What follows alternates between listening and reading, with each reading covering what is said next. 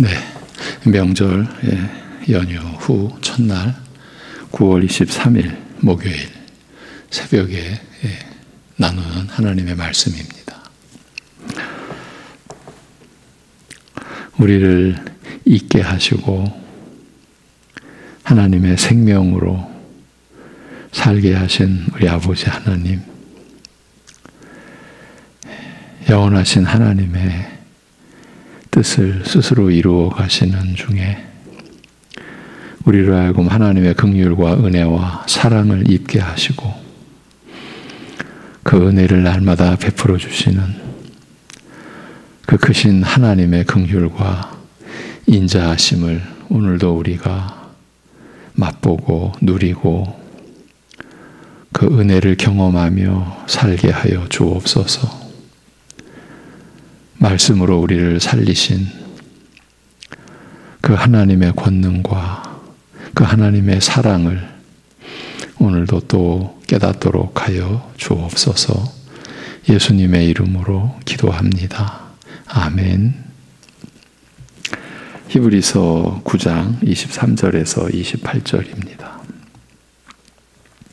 히브리서 9장 23절에서 28절.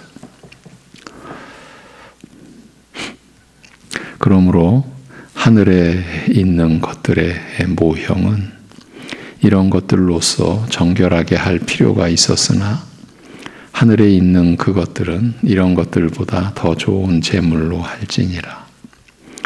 그리스도께서는 참 것의 그림자인 손으로 만든 성소에 들어가지 아니하시고 바로 그 하늘에 들어가사 이제 우리를 위하여 하나님 앞에 나타나시고 대제사장이 해마다 다른 것에 피로써 성소에 들어가는 것 같이 자주 자기를 드리려고 아니하실지니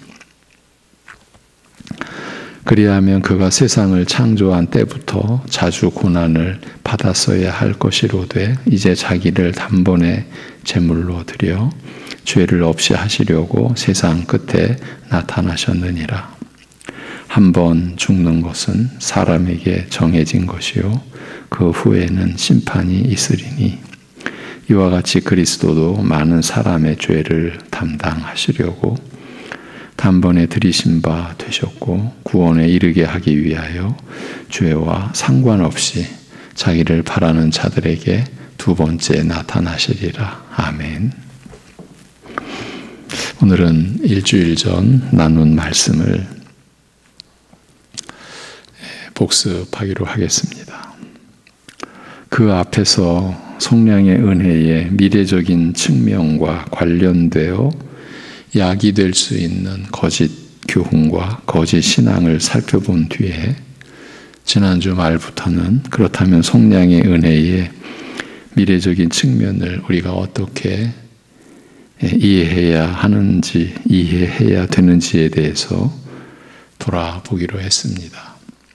그래서 먼저는 성령의 은혜에 대한 이해를 돌아보자고 했고 또 하나는 성령님의 사역에 대한 이해를 확인하고 가자고 했습니다. 먼저 성령의 은혜에 대한 이해를 돌아보기 위하여 바로 오늘 본문 히브리서 9장과 10장의 구절들을 나눴습니다. 우리가 그리스도를 믿음으로 죄사함을 받은 것이나 의롭다 하심을 얻은 것에서 미비하거나 부족한 무엇이 있을 리 없다는 점을 확인하기 위해서였습니다. 그렇습니다. 우리의 죄를 대신해서 죽으신 예수 그리스도의 죽음은 단번에 영원히 드려진 속죄 제물과 제사로서 완전하기 때문입니다. 이 점을 히브리서의 말씀을 통해서 확인한 것입니다. 먼저 히브리서 9장 25, 26절 직역으로 그러나 대제사장이 해마다 남의 피를 가지고 성소에 들어가는 것 같이 그리스도께서 여러 번 반복하여 자기를 드리려 하심이 아니라 만일 그러하여야 한다면 그는 창세로부터 여러 번 반복하여 고난을 받았어야 하리라. 그러나 이제 단번에 자신의 제사를 통하여 죄를 없애고자 시대의 종말에 나타나셨느니라. 이렇게 되어 있습니다. 옛 제사장들이 그러했던 것처럼 해마다 자신의 피가 아닌 다른 피, 곧 짐승의 피로서 성소에 들어가는 것처럼 자주 여러 번 자신을 제물로 드리지는 않으신다고 말합니다. 만일 이렇게 하는 것이 필요했다면 예수님께서는 창세로부터 자주 여러 번 고난을 받으셔야 했을 것이라고 말합니다. 그러나 그리스도께서는 역사를 마감하는 마지막 시대에 자신의 제사로 죄를 제거하여 없이 하시려고 단 한 번 고난을 받으셨다고 말합니다. 이어지는 27, 28절 죽는 것이 사람들에게 단번에 정하여지고 그 후에는 심판이 있는 것과 마찬가지로 이와 같이 그리스도께서도 많은 사람의 죄를 담당하시고자 단번에 제물로 드려진 바 되셨으나 두 번째는 죄와 상관없이 자기를 바라는 자들에게 구원을 위하여 나타나시리라고 말씀합니다. 죽는 것이 사람들에게 단번에 정하여지고 아담의 범죄 이후 사람은 그 죄로 말미암아 죽는 것이 확정되었으며 이후에는 두려운 심판이 닥칠 것을 기다리게 된 것을 두고 한 말입니다.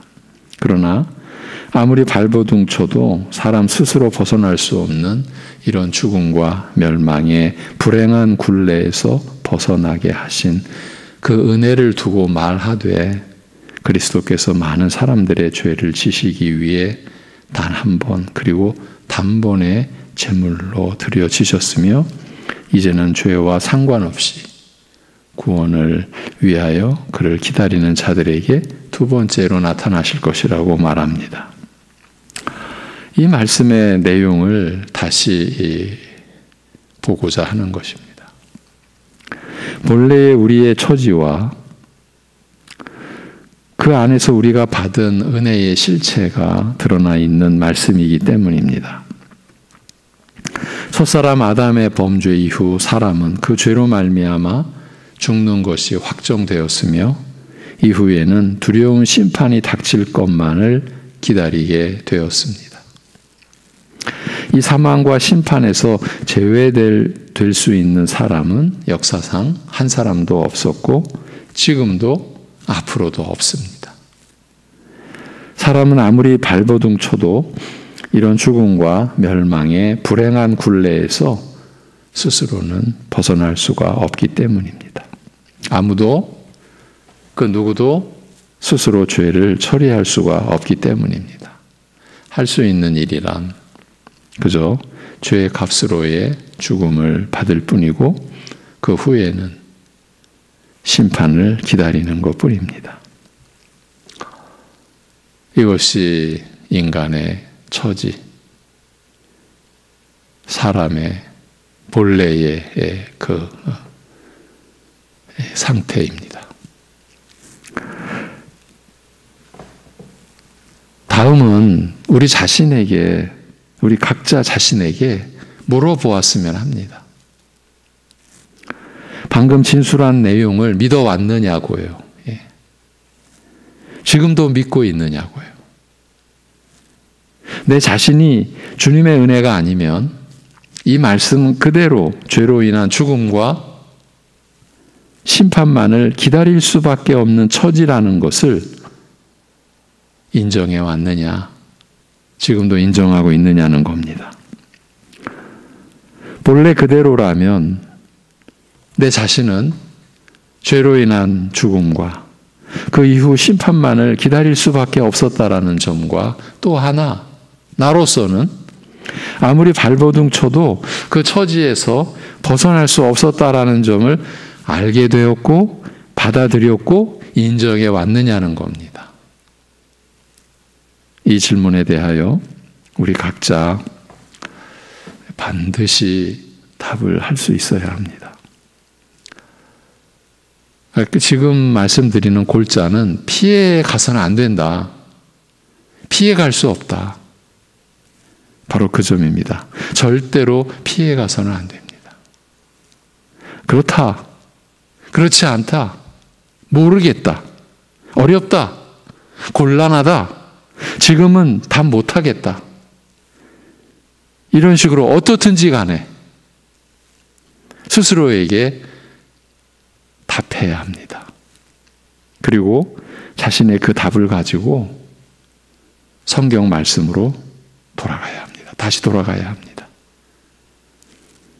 어떤 식으로든 답을 해야 된다라는 겁니다.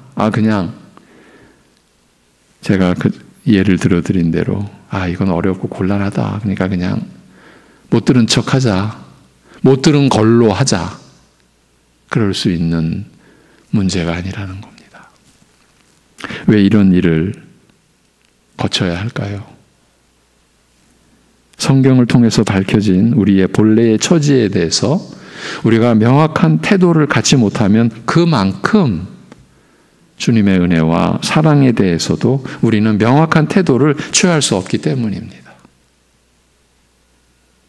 우리가 성경 말씀을 나누는 그 과정에서 여러분에게 셀 수 없이 짚어드렸고 강조해드렸던 내용 중 하나, 우리가 은혜에 대해서 왜 이렇게 약한가? 그것은 우리 자신의 죄에 대한 우리의 인식의 문제, 거기서부터 문제는 시작되었다라는 말씀을 드려왔죠. 자신의 죄를 간과하기 때문에, 가볍게 여기기 때문에 그만큼 우리는 은혜에 대해서도 어쩌면 간과할 수 있고 어쩌면 너무 가볍게 여길 수도 있다. 지금 그 점을 다시 우리가 짚어가는 거예요. 지금 우리는 좀 잘하고 좀 못하고 하는 식의 문제를 다루고 있는 게 아닙니다. 죽느냐 사느냐, 그것도 영원히 죽느냐 사느냐의 문제 앞에 서 있는 것입니다. 신앙생활을 멋있게 하느냐 볼품없게 하느냐 하는 문제로 씨름하는 게 아니라 영원한 사활이 걸린 문제 앞에 우리 자신을 세우고 있는 겁니다. 우리가 은혜를 은혜답게 못 받고 못 누리고 있다면 최우선 문제는 우리 자신의 본래의 형편, 그것도 하나님 앞에서의 영적인 실상에 대한 무지와 무식 때문이라고 보아야 맞을 것입니다.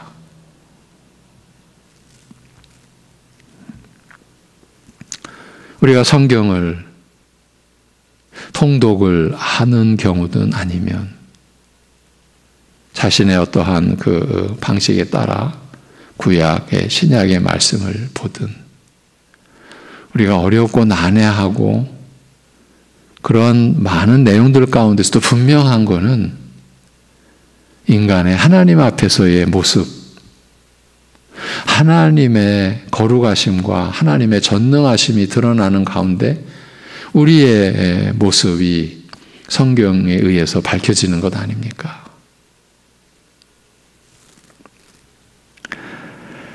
그래서 자신에게 물은 질문에 대해 스스로 자신에게 답을 하라고 권유하고 있는 겁니다. 잘 알고 계시겠지만 정답은 나와 있죠. 정답은 분명합니다. 성경에 의해서. 그렇다, 알았다, 인정한다, 믿고 있다 입니다. 그런데 이렇게 정답을 하는 경우에도 다시 자신에게 물어야 할 것입니다. 그렇다면 내 죄를 대신 지신 주님의 은혜를 받은 나는 과연 그 은혜를 받은 자답게 살아왔을까 하는 점입니다. 지금 남에게 묻는 게 아니고 자기 자신에게 스스로에게 물어보고 있는 겁니다. 그래서 더 가슴을 찌르듯이 물을 수 있어야 한다고 봅니다. 자신에게 묻는 것이니까요. 남에게는 관용을 보여야 하나 자신에게는 엄격해야 하니까요. 이렇게도 물을 수 있었으면 합니다. 나는 과연 용서의 사랑을 받았다고 할 수 있을까? 그 사랑을 느껴왔을까? 자신에게 묻는 겁니다. 자기 자신에게, 내 자신에게. 내가 과연 용서의 사랑을 받은 자라고 할 수 있을까? 그런데 이 성경의 증언을 받아들이지 못하고 있는 경우에는, 그러니까 이 질문 자체에 대해 확답을 못하는 경우에는 어찌해야 할까요? 모르겠다라고 하는 경우도 있을 것이고, 그렇게까지 내가 죄인일까? 이런 경우도 있을 수 있고, 아무렴 심판밖에는 남은 게 없다고 할 수 있을까? 인생이란 게 그렇게밖에 안 되나? 이렇게까지 나오는 경우도 있을 수 있습니다. 저는 지금 한계를 좀 명확히 해야 될 것 같습니다. 지금 교회 밖의 사람과 교회 안의 사람을 얘기하는 게 아닙니다. 지금 우리의 얘기를 하는 겁니다. 굳이 그 한계를 설정하자면 우리 교회 안에 교인이라 이렇게 불리는 우리를 향한 지금 얘기입니다. 모르겠다 이런 경우도 있을 수 있고요. 우리 안에 그렇게까지 내가 죄인이라는 거냐 이럴 수 있고요. 아무렴 심판밖에는 남은 게 없어? 사람이라는 게 고작 그런 정도밖에 안 돼? 이럴 수도 있다는 겁니다. 정확한 통계를 확보할 수는 없겠지만 죄인된 우리의 처지에 대한 성경의 증언에 대하여 그렇습니다. 이렇게 고백하는 경우보다 그렇지 않은 경우가 많을 것입니다. 물론 완전히 부정하는 경우는 소수이겠지만 부분적으로 부정하는 경우는 많지 않을까 싶습니다. 그래 내가 죄인이라는 걸 인정하지만 하면서 내가 그렇게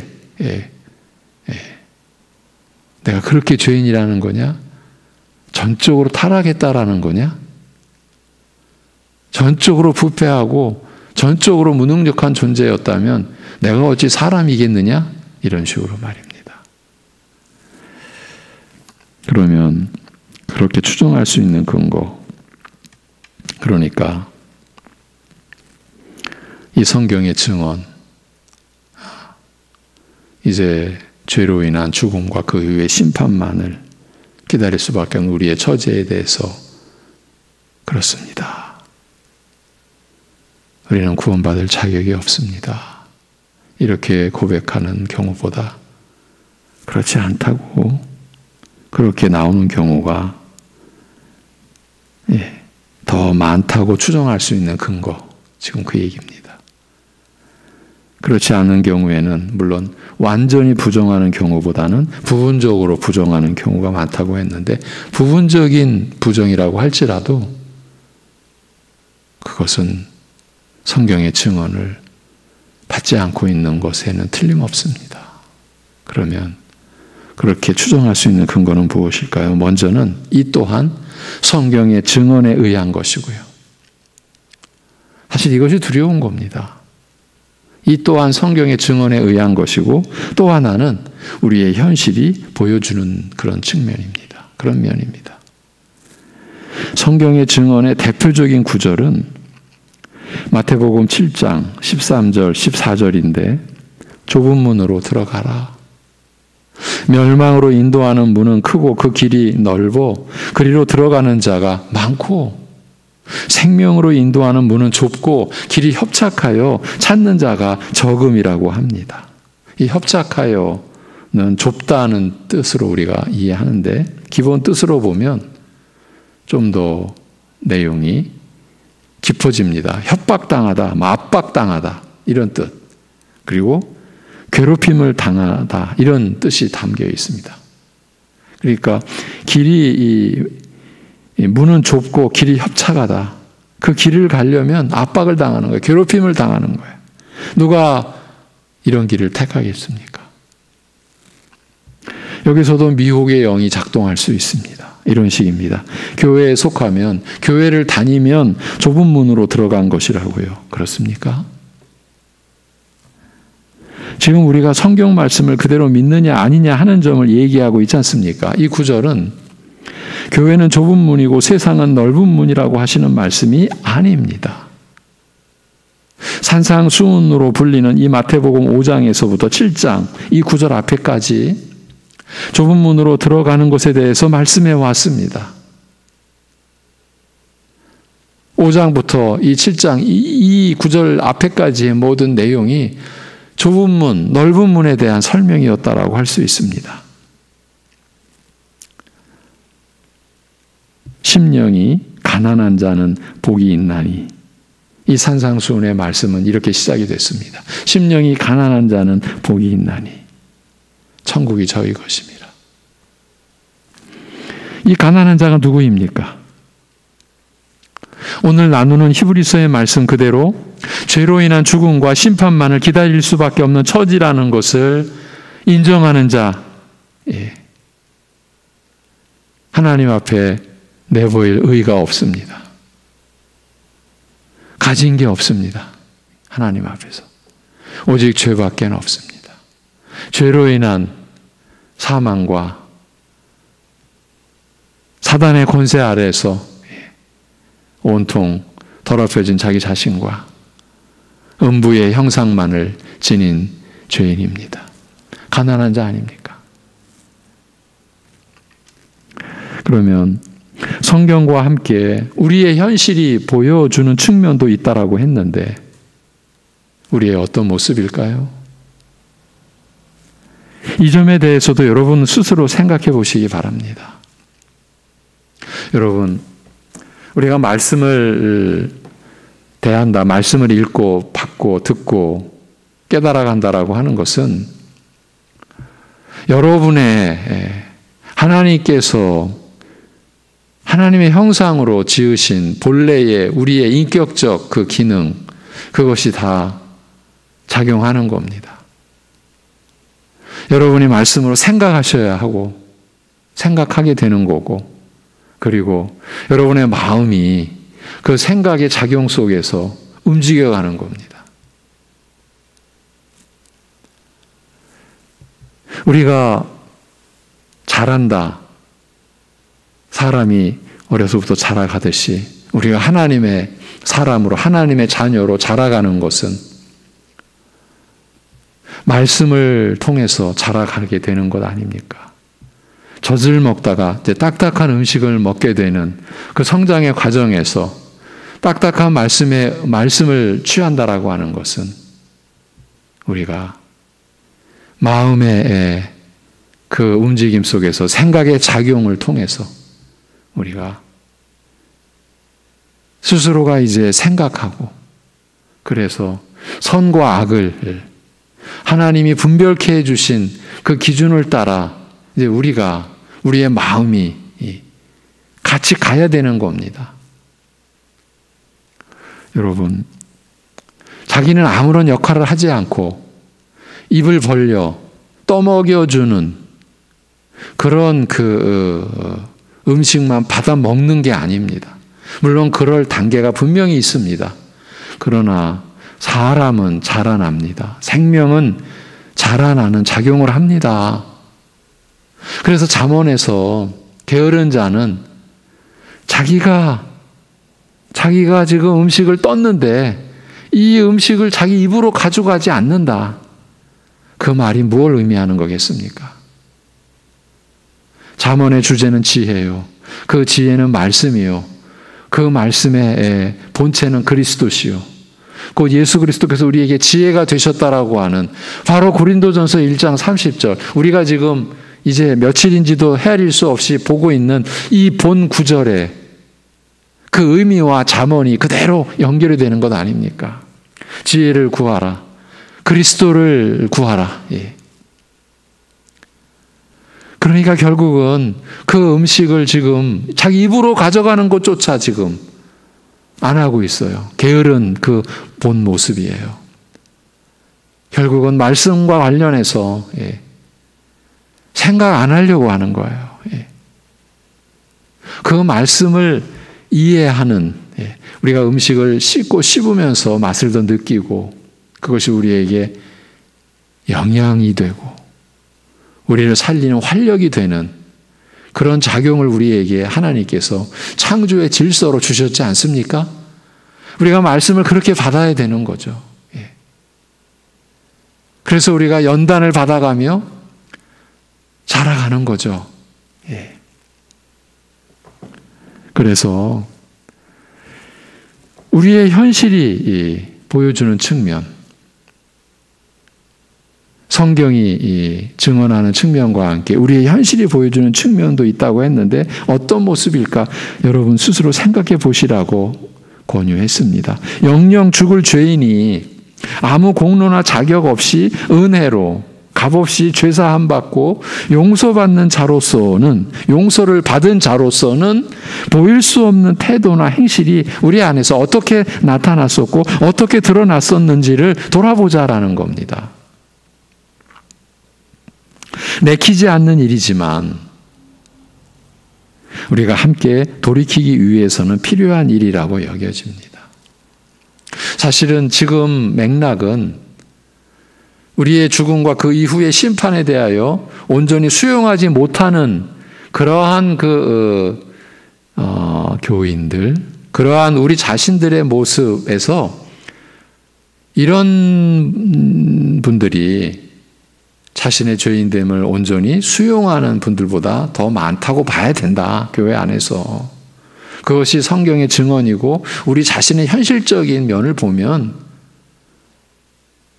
그렇게 여기는 것이 맞지 않겠느냐라는 얘기를 하는데, 사실은 지금 영영 죽을 죄인이 아무 공로나 자격 없이 은혜로 죄사함 받고 용서받은 자로서는 보일 수 없는 태도나 행실이 우리 안에서 어떻게 나타났는가? 이면은 그렇습니다. 내가 죄인 중에 괴수입니다라고 고백한다고 하더라도 그런 처지에서도 돌아보아야 할, 우리 스스로에게 물어야 할 질문이 아니겠습니까?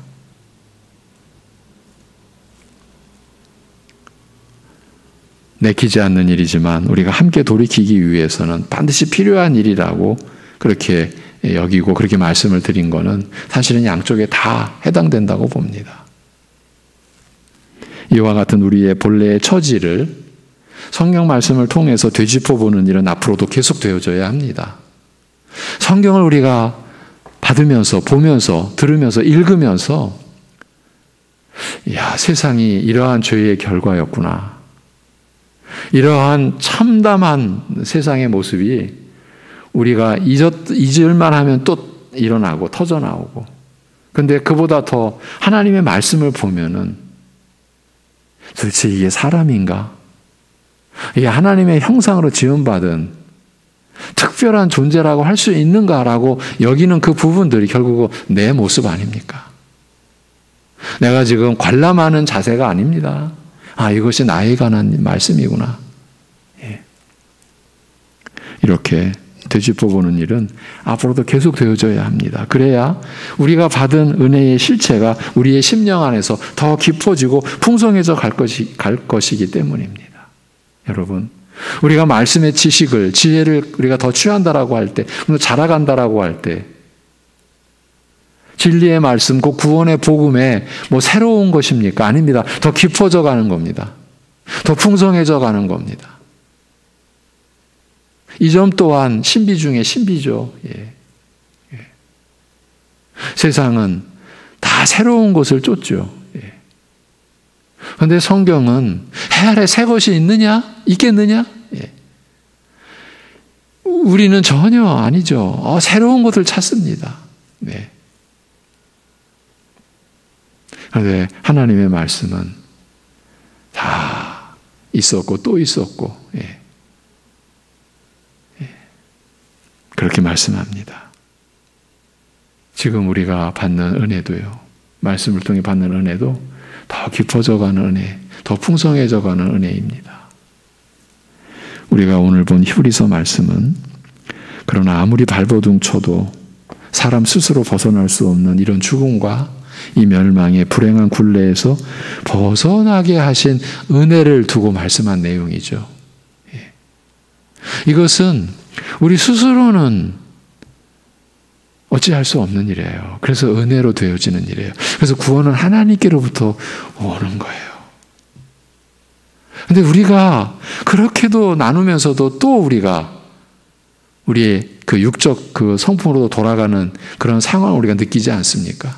어떻게 나타납니까? 구원은 이렇게 은혜로 하나님께로부터 오는데 우리는 내가 뭔가 관여하고 뭔가 내가 담당한 부분이 있는 것 같은, 있을 것 같은, 있어야 된다라고 그런 여기는 그런 마음이, 어찌할 수 없는 이런 교만이, 이런 거만함이 하나님 앞에서 우리에게 일어나는 거죠. 그 일어나는 게 우리 자신의 하나님의 형상으로서의 회복을 순간순간 맞고요. 그것이 나로만 끝나는 게 아니라 우리의 부다침, 갈등, 그리고 분쟁, 다툼, 그리고 상처와 고통을 우리 서로에게 안기는 거죠.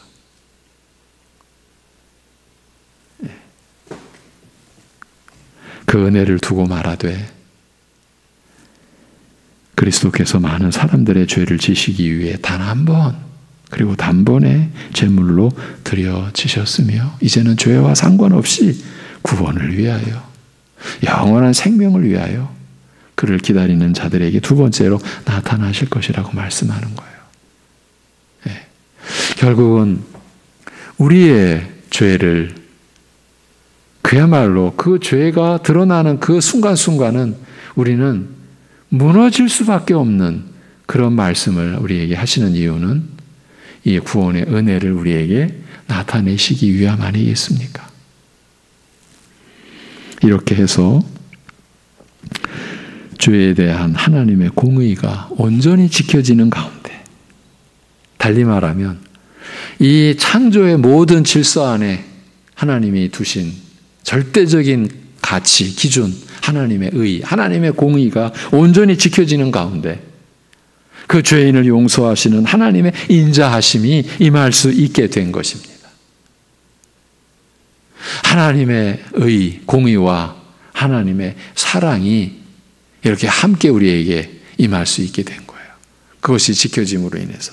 이 모든 내용이 다름 아닌 죄에 대하여 엄중하게 책임 물으시는 원칙과 함께 이를 덮어주시는 긍휼에 대하여 그 스스로 죄의 빚을 감당할 수 없는 자에게 베푸시는 용서의 사랑에 대한 말씀인 거예요.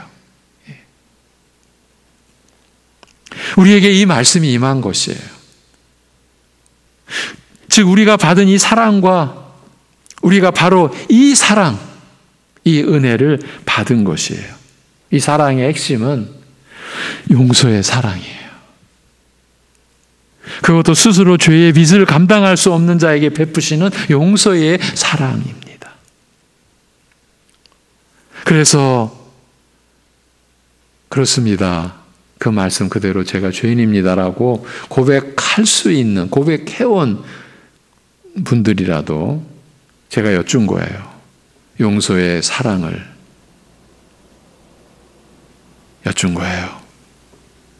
용서의 사랑을 얼마나 느끼면서 우리가 왔는지 우리 자신에게 답을 요구한 거예요. 우리 각자. 과연 용서의 사랑을 받은 자인가? 이것이 곧 성경 말씀의 대주제요. 핵심 내용이 아닙니까? 요한일서 4장 9절과 10절을 읽어드림으로 오늘은 마치겠습니다. 하나님의 사랑이 우리에게 이렇게 나타난 바 되었으니 하나님이 자기의 독생자를 세상에 보내심은 그로 말미암아 우리를 살리려 하심이라. 여러분, 우리가 사는 길은 이 은혜를 입는 길밖에 없습니다. 사랑은 여기 있으니 우리가 하나님을 사랑한 것이 아니요, 하나님이 우리를 사랑하사 우리 죄를 속하기 위하여 우리의 죄를 속량하여 주시기 위하여 화목 제물로, 대속 제물로 그 아들을 보내셨음이라고 말씀하십니다. 우리가 받은 하나님의 말씀이 이것입니다. 하나님의 말씀에 의해서 죄를 알지 못하고서는 이 은혜와 사랑도 우리는 알지 못합니다. 껍데기만, 내용 없이 하나님의 사랑, 하나님의 은혜. 여러분, 우리의 인생이 그렇게만 흘러간다면, 껍데기만 뒤집어 쓴 채로, 믿음의 껍데기만 뒤집어 쓴 채로 간다면 그 결과는 어찌 되겠습니까? 요행을 바랄 수 있겠습니까? 아니, 나는 아니겠지. 여러분, 그럴 수 있겠습니까? 하나님 아버지,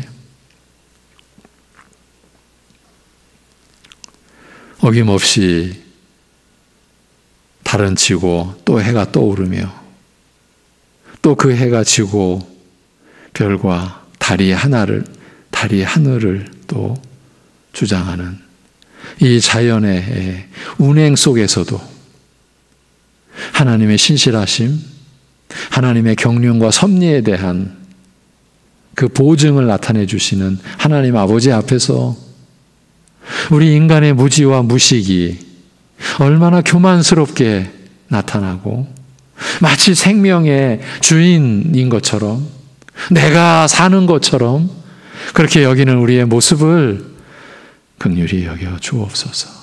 아버지 하나님, 우리를 말씀으로 일깨워 주시옵소서. 우리가 지금 숨을 쉬고 우리가 지금 살아있는 것이 하나님으로부터 온 그 모든 것이 받지 않은 것이 있을 수 없는 하나님께로부터 받은 은혜임을, 선물임을 더 깊이 그리고 온전히 깨달아갈 수 있게 하여 주시옵소서. 우리의 생명과 소망과 이 죄사함, 이 회복의 모든 근거가 이 세상 그 무엇이나 우리의 사람 아니면 나의 그 무엇에 절대 있을 수 없다라고 하는, 오직 하나님께만 있다라고 하는, 그래서 우리가 하나님을 힘입어 살고 있는 것임을 우리가 오늘도 우리의 행실을 통해, 우리의 이 말을 통해 나타낼 수 있도록 간섭하여 주옵소서. 우리가 하나님의 그 주장하시고 다스리심 안에 있을 때 진정으로 하나님의 사람된 자유와 하나님께서 베푸신 은혜와 그 사랑을 우리가 누릴 수 있음을 결코 혼동하지 아니하고 그 진리에 붙들린, 진리에 매여 있는 우리들의 삶이 되게 인도하여 주옵소서. 그리하여 우리의 삶이 우리 식대로 흘러가는 게 아니라 하나님께로 돌아가는, 만물이 주께로부터 또 주로 말미암고 주께로 돌아가듯이 우리 자신도 오직 주께로 돌아가는 그러한 하루하루의 삶이 되게 하여 주옵소서. 이제 명절 끝, 또 그 뒤 본래의 우리의 모든 삶의 질서가 이제 다시 또 세워지는 이 시점, 여러 가지로 심령으로서는 쉽지 않을 수 있는, 그리고 지금 병상에 있는 또 여러 가지 어려움이 일을 겪는 우리 가족들, 우리 지체들 주께서 붙들어 주옵시고, 우리가 하나님을 힘입어 사는 생명의 모든 것이 하나님께로부터 오는 것임을 우리가 믿고 의지하고 우리 자신을 온전히 맡길 수 있게 도와주시옵소서. 예수 그리스도의 이름으로 기도하옵나이다. 아멘.